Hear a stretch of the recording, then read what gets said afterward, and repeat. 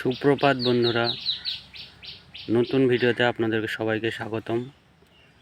এই যে দেখুন, এটা হচ্ছে লিচুর চারা, গুটি কলম করা হয়েছিল। তো এই গাছটার কোনো পাতা বা ডাল কিছুই ছিল না, তো অর্ধেক হয়ে গেছিলো, শুধুমাত্র শিকড় ছিল গোড়াতে একটুখানি।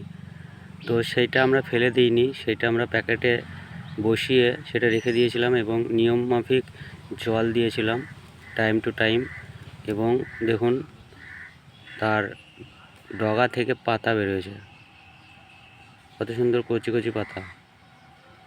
তো আপনারা এরকম ডাল কখনোই ফেলে দেবেন না। যদি শিকড় থাকে গাছে, তাহলে সেটা এইভাবে রেখে দিয়ে জল দেবেন নিয়ম মাফিক, এবং দেখবেন সুন্দর পাতা বের হবে।